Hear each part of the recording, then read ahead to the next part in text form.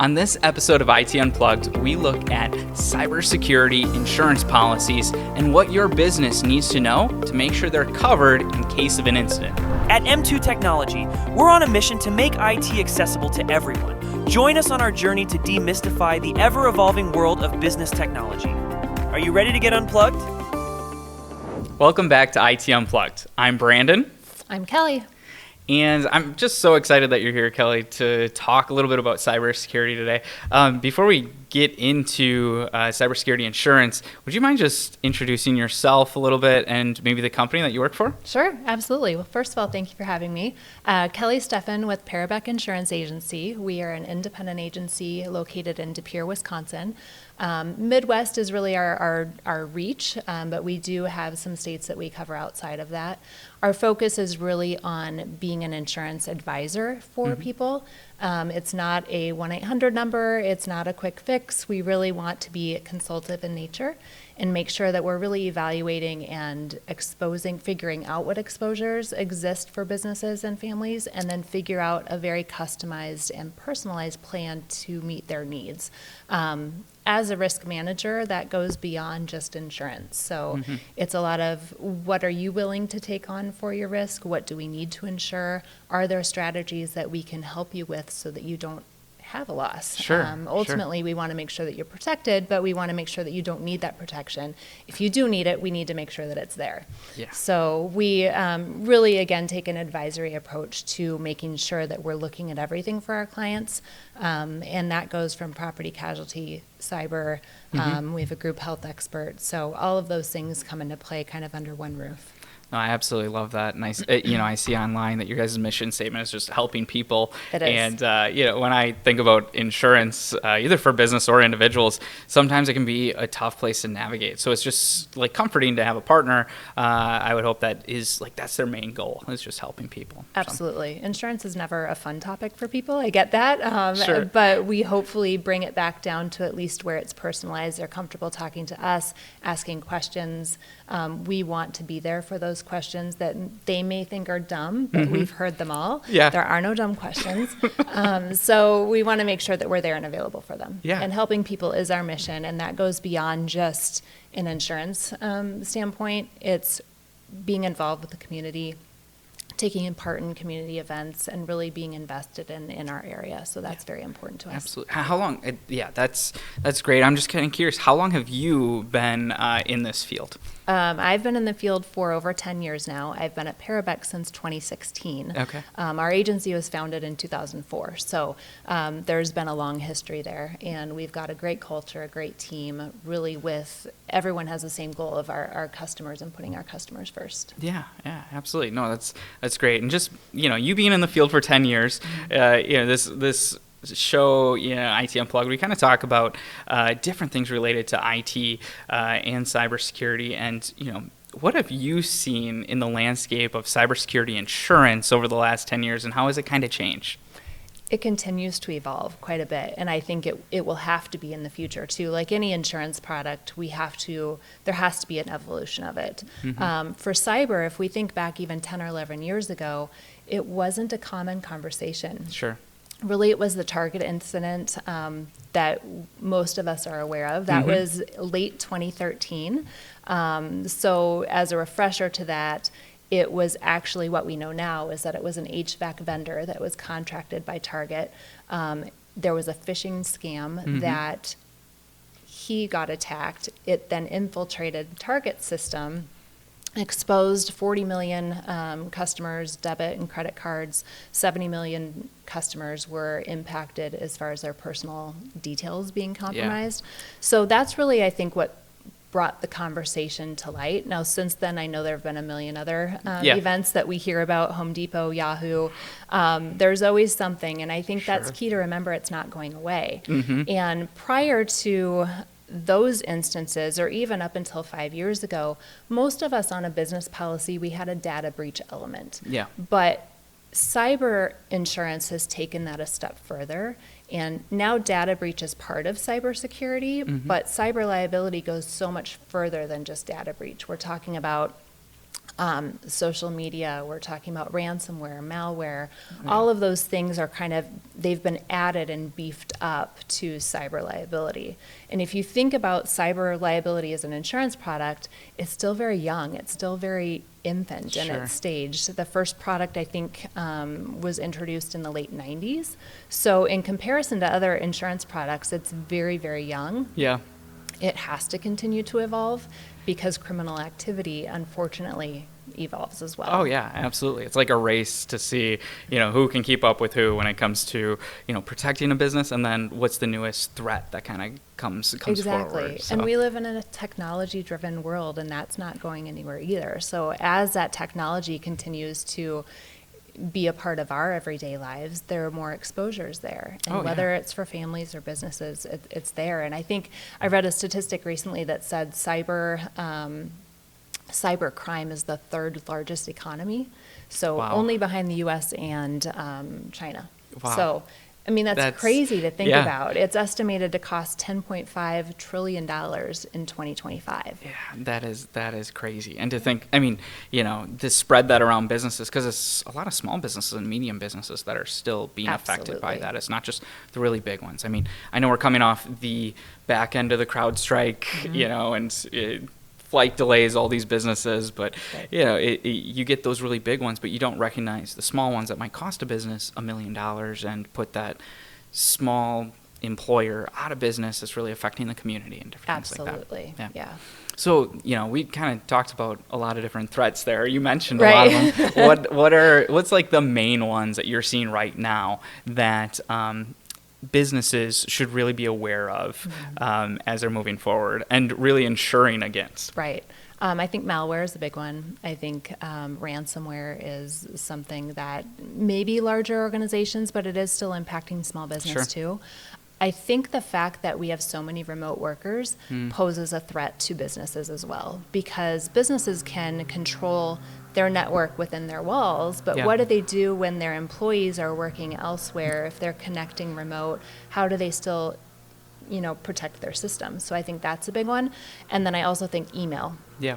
Emails are hacked every day. All the time. So I think that's another one that people really need to be aware of. Yeah. Those you bring up some great points. And I even think about recent scenarios with remote workers and how some companies, it might just not even be the network, it's the personal devices that they have too. Like every time that you lose a bit of control as a business owner, maybe that's devices or networks, it just exposes you a little bit more and a little bit more and a little bit more. It's like what you can't see, you can't measure, you can't see, what's happening in the background. And for a while it was just emails. So a lot of businesses, and they will still, they do tests to their employees and, make sure that they're not clicking on this. But when they're remote, there is still that, what network are they on? Who can get into that network? It's a challenge. Yeah, 100%. Now, doing a little prep into this interview that we're looking at, I kept on coming across this term called silent cyber, and it was really interesting to me. I'm curious, can you explain that to maybe our viewers, maybe even me a little bit more on what that is and what it all entails? Yeah, and I think this too is something we're going to see more carriers that offer cyber liability and just business policies firm up their language on this, I think. Silent cyber is, think of a business policy and maybe you have property that you have covered. Okay. So you have a building that's covered. Well, let's say that somebody hacked the system, sparked a controller through that hack. That controller then caught fire, the building is destroyed. So fire is covered by that property policy. Sure. But the fact that a cyber incident started it's not implicitly mentioned or explicitly mentioned on the policy whether that is or is not included. So that's where silent cyber comes into play, and there's going to have to be some definition on both business policies and cyber policies on what they cover. A cyber policy right now, in a true sense, doesn't cover bodily injury and property damage. Okay. But a property policy covers property, but is there a loophole if it's caused by a cyber incident? Sure, okay. So there is going to have to be some clarification, I think, made by companies going forward because that's not going to go away either. Mm-hmm. We may see some merging of the policies. We may see some further definitions, but I think it's something to be aware of. Yeah, that's really interesting. Because, I mean, we were talking before we even started taping about how frustrating it can be for consumers sometimes to have something covered or to know or to at least think like, hey, we got insurance. We're going to be okay. And then maybe have a little bit of that kind of wiggle room when it comes down to actually reviewing, like, if you're going to be covered or not. Like, that can be really frustrating for consumers. Absolutely. Yeah. So just kind of curious, how does having strong IT support impact a company's cybersecurity like premiums? Because I changed over insurance actually recently to you guys, and they come over to maybe get a little blood pressure and different things like that. Like, all right, are you exercising? Are you eating healthy? I kind of think of it the same way when it comes to a company. Like, what are the things that they can do to, be healthy to keep those premiums down? From a cybersecurity standpoint. From a cybersecurity standpoint. Yeah. Going back even 5 or 6 years ago, there weren't a lot of questions. You want cyber? Well, we'll tack it onto your policy. It's not a big deal. Now that coverages are getting a little bigger, and I think just our overall knowledge and is greater, there are more questions asked. So things that when somebody is applying for a cyber liability policy, a standalone policy, let's say, the carrier that's doing that quote will kind of do a soft scrub of that business. So go into the website, and I think I told you before, kind of act as a criminal. Okay. And what is easy to access? What do their emails look like? How many employees do they have on? Do they have MFA? So that multi-factor authentication is key. Sure. Yeah, if they don't see those things, the score for that business is going to be quite low, and then their premium is going to reflect that low score. If they do see those things, then, if their risk is relatively small, it doesn't mean that something can't happen, right? Yeah. You get insurance because you don't count on something happening, but if something happens, you want that coverage to be there. So if you have a high score, you're going to have a fairly low premium in comparison to that. If you don't have some of those parameters in place, we're looking at a time in a harder market where coverage may not even be available. So I think that really, the multi-factor authentication is huge. I think people really need to consider, if they haven't already implemented that, it needs to be a part of their structure. Yeah, absolutely. So kind of a soft vulnerability scan / penetration test going forward. I'm just, that's kind of shocking to me that there's a possibility you don't even have coverage if you're not meeting those things. Yeah. Maybe businesses are hearing this and they're like, oh gosh, we don't have any of this stuff and we really need cybersecurity insurance. Do they have an option? And I'm curious on this too, do they have an option to put those things in place maybe and get reevaluated if they're like, oh man, we just did not know we needed all this stuff? Can they go ahead and do that? Yes, and I will say that we can typically add cyber coverage to an existing business policy pretty easily, and not a lot of questions at this point asked. Once we get into the standalone policies, that's where the questions come into play. And I mentioned that soft scrub. They'll do that to rate the policy. Sure. Then once it's issued, they're going to be diving a little deeper in that. And from those accounts that I've been a part of this process, they then, with the policy, give them basically their report. So they get a very clear report that indicates what their score is, what the gaps are that they found, suggestions to fix those gaps, and then typically they'll have a team available. So if you need a cyber resource, they will help kind of identify that. But that goes hand in hand to having a good IT professional, right? You want to have, insurance is largely reactionary, and having an IT professional is the proactive nature of it. So we want to make sure that businesses have kind of both sides covered. Again, we don't want them to have an issue, but if they do, they want coverage there. Yeah, absolutely. I love that partnership because we work with some companies and they'll get their scan from, their maybe they're re-upping their cybersecurity insurance, and then they come to us and they're like, hey, we found this little gap here, and we love working with them and closing whatever that is. Right. Maybe they just needed that little push in the right direction to do some things. But then I've also had conversations that are very revealing that are like, I have cybersecurity insurance. I don't need anything else. Right. And that really scares me because it's like akin to saying, I have car insurance, so I'm not going to wear my seatbelt and I'm going to speed super fast on the highway, right? Like you just can't do it. So that partnership aspect is really important. Yeah, it really is. Yeah. So from the standpoint of cyber insurance, maybe companies not knowing a lot about it, what are some of the common misconceptions that you need to clarify for people that are coming in and looking for a policy? Yeah, I think the biggest misconception is that it only happens to large organizations, you know, and that's just because that's what the news pushes in front of us. We know of the Home Depots, of the Targets.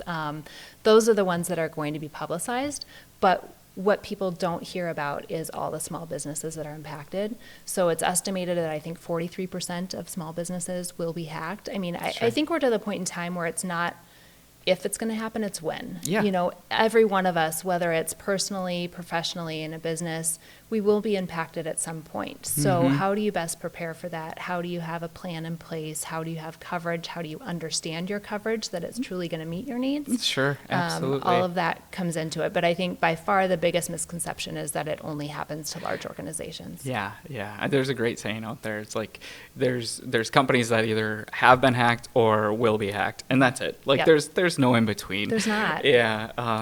And it's unfortunate that sometimes it takes that long. And you understand, like you can understand it from some point where it's like, hey, this P&L, I don't want to add this like additional line item because it hasn't happened yet. So you empathize with it, but then you also go like, this is protecting your entire investment, your entire company. And I get that people are price sensitive. You know, I get that this is an added cost that they maybe hadn't considered or had to think about before. So I understand that. Yeah. But with all insurance, okay, let us work with you to figure out, yes, this is an exposure. How much of it can we cover? Like if something happened to your business, how much could you cover? What do we need to then account for beyond that so that if something happens, your business isn't destroyed? Yeah, yeah. And you talk about businesses being destroyed. I feel like we're getting apocalyptic here a little bit, right? But do you have any examples? And you don't have to tell the name or anything, but where you've seen cybersecurity insurance essentially save a company from having to go under or really being set back financially or from a reputational standpoint. Right, and I think that that's key. People think, of course it depends on the business. What a manufacturer's exposure from a cyber standpoint is far different than a retail business or a restaurant. So, you take a manufacturer, it's their property. If something hacks the system and they can no longer make that product for a period of time, they've lost revenue. There's business interruption that they've lost and they can't get back. So that's a key component to their cybersecurity plan, whereas a retail or a restaurant, theirs is privacy, right? They have 100%. Customer data. They don't necessarily have business interruption. If they can continue to sell what they have, their inventory, they can still, have food to serve people. But the privacy is a big part of it. So I think there are a lot of scenarios out there depending on the business, and that's the benefit of working with an advisor that really helps you understand. And that advisor needs to know, too, what your business is, how you can be impacted, and then figure out the best, plan to protect those exposures. Yeah, absolutely. That's such a good point. And what vertical you're in, truly does matter. And there's a reason why there's MSPs out there specifically for dental practices, right? That's all that they do because it's such a priority when it comes to HIPAA or PCI compliance or all those different things like that, right? So the vertical, and I think going with somebody, that specializes in cyber insurance, that's seen that and worked with multiple people is definitely a benefit. Yeah. So what do you kind of see as advice for businesses that are looking to strengthen their cybersecurity posture? What would you tell them? What are the things that they should be doing? Number one, talk to a good advisor because they're going to walk you through a lot of this. Sure. I think number two, just really digging deep into your business and figuring out, I know it's not a fun conversation, but we talk about it all the time. If you have a fire in your building, what would you do? Do you have fire drills? Where would your employees go? Where would you relocate? How could you what's your business continuity plan to continue to do business? And we need to approach cyber in the same way. Yeah. What would we need to do to make sure your business is still running? And what's the plan that's got to be in place? Who's your team? You know, Sure. if a cyber incident happens, who are you contacting? In my opinion, your employees, right? They need to know your IT professional and your insurance advisor, because that's kind of your team that gets the ball rolling into the next steps of helping you recover. Yeah, no, I agree with that completely. And that planning is, like you said, it's not fun, but it might be easier to kind of like cover your eyes and go, never going to happen, never going to happen. But that actual planning, like speed is of the necessity when something happens. It truly is. Yeah. So having that laid out, having an advisor that says, hey, here is this contingency plan, like ready to go, it gives you a little bit of comfort. Yeah. I think businesses, just overall, they have to think about it. I think, like you said, it's much easier to close your eyes and pretend it's not going to happen. But Sure. let's plan for the case that it may happen, and great if it doesn't, but at least you have that plan. Yeah, absolutely. And I know every business owner has a different personality. I love the ones that, this sounds bad, but I love the ones that if they didn't talk about it, it'd keep them up at night. and they're like, oh man, we got to talk. Like, it's not a fear thing. It's just, they're so happy that they've built their business to that certain point that they've realized now, hey, a cyber threat's a real thing that could, essentially destroy what I've created. Absolutely. And I employ 20 employees and their jobs would be gone too, So I personally love that business owner that's like passionate about it. And he's like, I don't know that much about it, but by God, I'm going to make sure that I have everything in place so we are protected. Yeah. That's always like a fun partner to have on to help out, when it comes to those things. Right. So, absolutely. yeah.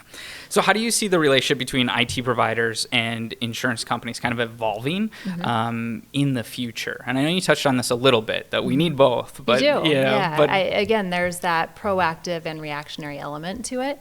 Cyber liability has come a long way, right? And part of that is because of IT professionals that have gone in and said, okay, here's the risk, going into a business, and you help them implement MFA and put firewalls on their system, and those are all helping.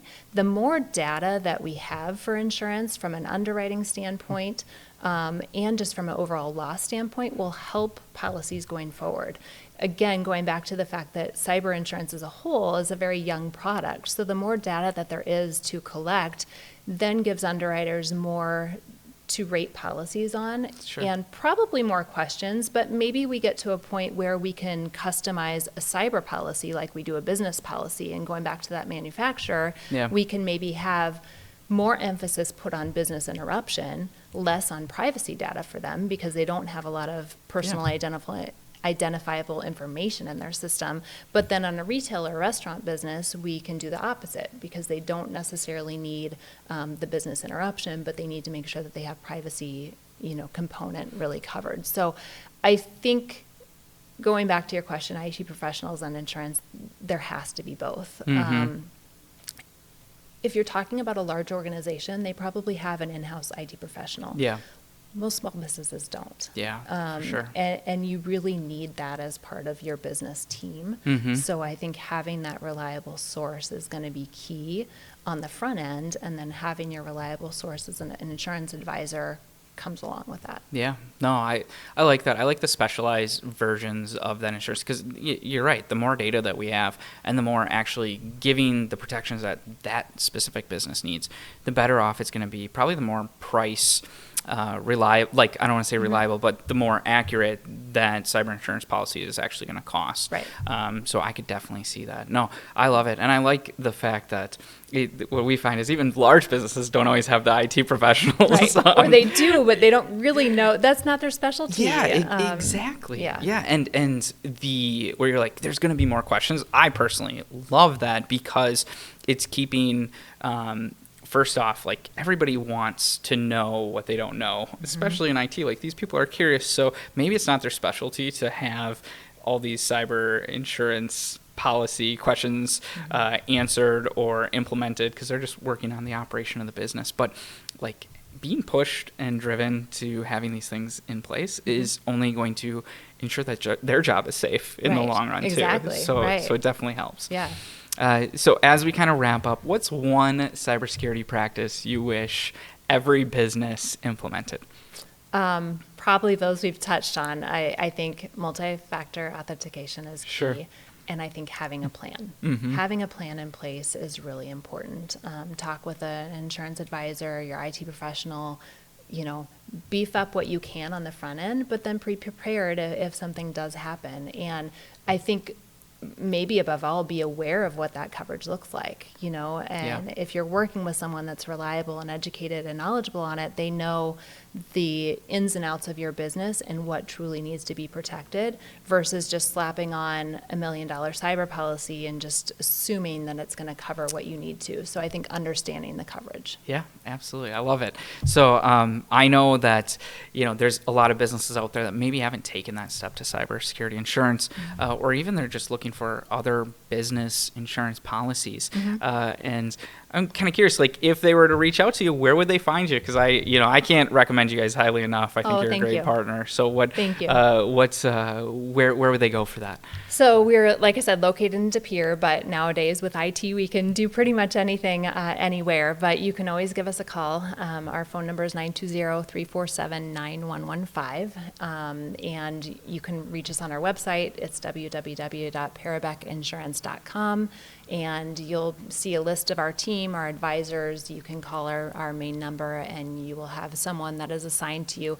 Important thing to note on our business or our model is we do work as a team. So if there is an advisor or a group of advisors that are more well-versed in maybe your industry, then we will have that connection made. Ultimately, we want it to be the best for that customer, and that's different for everyone. Yeah, absolutely. I love it. Well, thanks so much for stopping by and having this conversation. Yeah, thanks. Appreciate it.